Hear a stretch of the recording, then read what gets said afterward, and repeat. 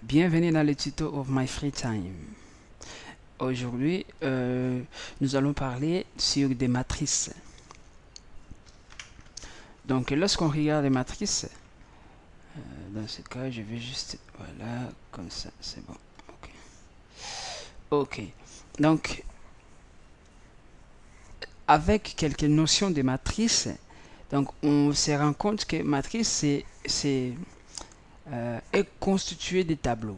Donc, matrice, c'est comme si, bon, c'est pas comme si, mais c'est les tableaux des tableaux. Voilà. Donc, qu'on appelle aussi les tableaux. Donc, tableaux des doubles, de DD, donc double dimension. Voilà. Tableau de deux dimensions. Ça, c'est matrice. Ça, c'est cette partie-là que j'ai essayé de dessiner ici dans l'autre côté. C'est les tableaux normaux qu'on connaît. Donc, lorsqu'on les déclare, c'est pour les entiers. On écrit tab, les entiers comme ça. Et là, à l'intérieur, on met la constante. Hein, sa valeur constante, voilà.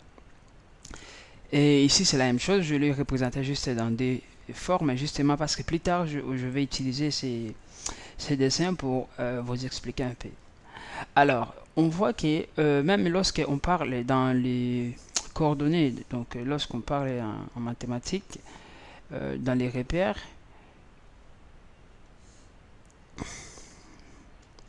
on a l'axe d'abscisse et l'axe d'ordonnée et d'abscisse.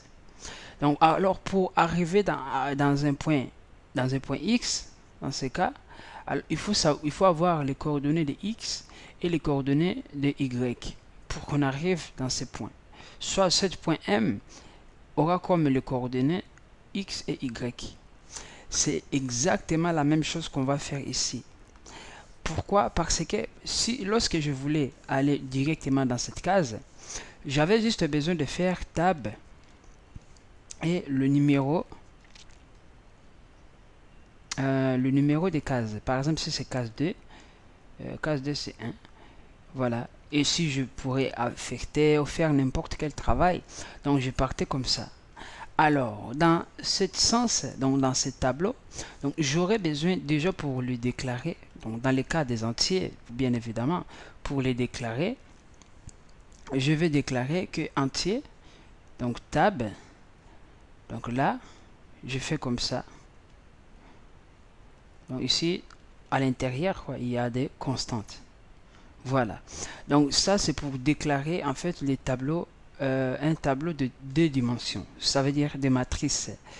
Comme je vous ai dit, dans cette formation, c'est vraiment pour ceux qui font des mathématiques. Donc voilà, ça, déjà vous avez des connaissances sur les matrices.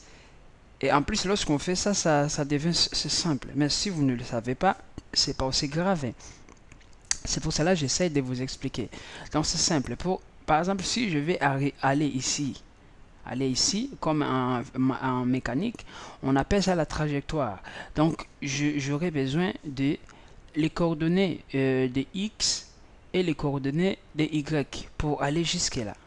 Ou je pourrais faire directement des points 0 jusque là directement qu'on appelle ici R. Donc il faut faire, donc ça c'est la distance, il faut faire racine carrée de x au carré plus y au carré. Alors nous on le fait pas comme ça, hein? Nous on le fait pas comme ça. Nous on veut vraiment avoir donc travailler avec des tableaux de deux dimensions. Donc nous aurions besoin de faire des crochets comme ça. Ici c'est x, ici c'est y, hein, les deux crochets. Alors comment vous expliquer ça? Donc ici maintenant, donc on sait bien, ça c'est tableau d'une seule dimension, ça c'est tableau de deux dimensions, hein, de deux dimensions qu'on appelle aussi des matrices. Une matrice. Ok. Alors par exemple, je suis là, hein, je suis dans la ligne, ça c'est ligne, ligne, et là c'est sont des colonnes. Par exemple, sur la ligne 0 et colonne 0, j'ai 1. Donc, par exemple, si je veux maintenant savoir la valeur qui se trouve dans cette cellule qu'on appelle aussi cellule, donc je vais justement écrire par exemple matrice, des 0. Donc ça c'est ligne, ça c'est valeur des lignes. Et des 0, ça c'est colonne. Donc ça va nous renvoyer 1. Alors par exemple, si j'écris ici D, je suis sur la ligne. Donc 1, voilà, sur la ligne D, voilà, la ligne D. Donc je vais écrire matrice. Je suis sur la deuxième ligne, quatrième colonne, colonne 4. Voilà.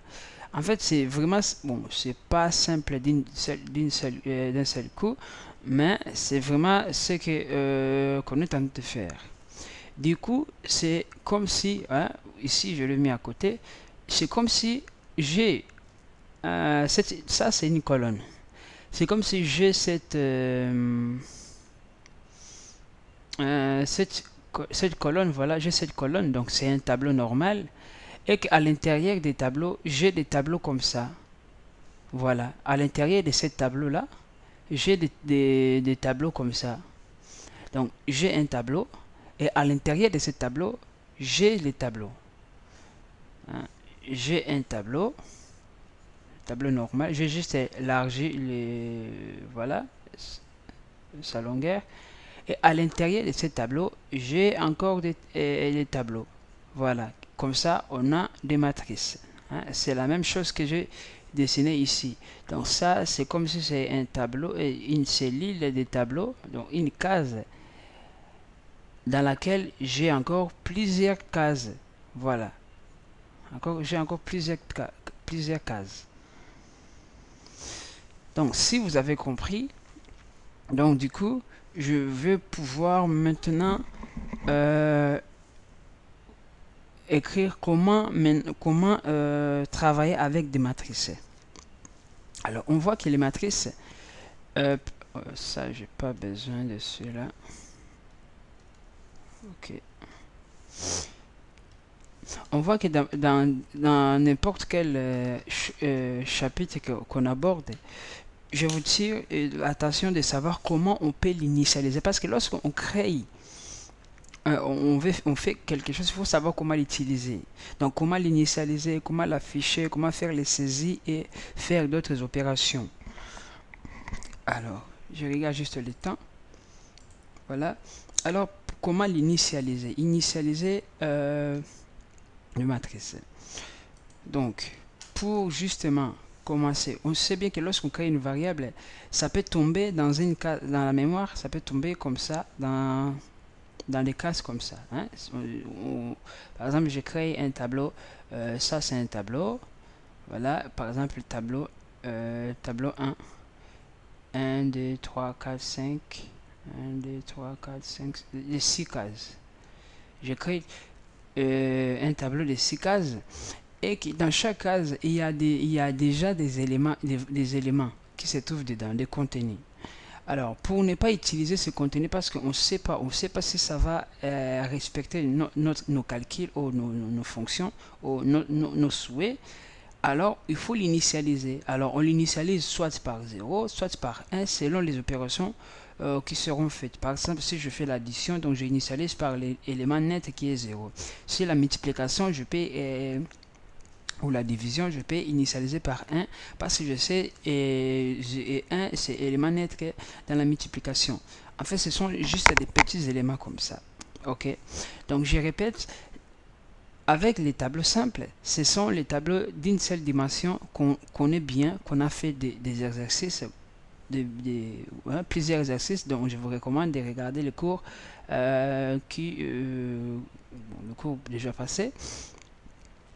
Du coup, maintenant dans les tableaux de deux dimensions, c'est comme c'est les tableaux des tableaux. Donc les tableaux des tableaux. Donc, en fait, il est contenu des tableaux, de l'ensemble des tableaux, dont dans laquelle on trouve des cases, mais dans les formes des deux dimensions. Soit, c'est comme si ce sont des points. Voilà. Si on parle dans les termes mathématiques, ce sont des points Alors, dans les points, on sait bien que pour avoir un point, il faut, pour arriver à un point, comme je vous ai expliqué ici, il faut avoir ces coordonnées. Alors, les coordonnées de cette case, dans le cadre des matrices, donc c'est 0, 1. Je vais pas vous faire des cours de matrices parce que je n'ai pas le temps, je vais pas faire plus de mathématiques, mais c'est les matrices, ça constitue comme ça. Voilà, par exemple, comme ça. Voilà, ça, c'est matrice. Par exemple, ça s'appelle A. Une matrice. Mais pour, par exemple, je vais, pour connaître que, pour arriver dans cette case-là, donc il faut faire A de 1 et 1. Donc là, ça serait égal à 1. En fait, on a besoin de deux coordonnées, des lignes et des colonnes. Donc c'est exactement ce que nous allons faire. Je vais utiliser ce programme parce que c'est très important aussi. Voilà, c'est très important. Donc,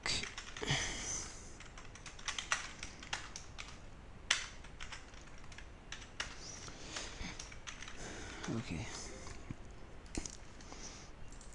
Donc voilà. Donc là, je vais créer une fonction. Donc le cours, je vais m'arrêter là-bas et on fera des exercices donc qui poursuivent.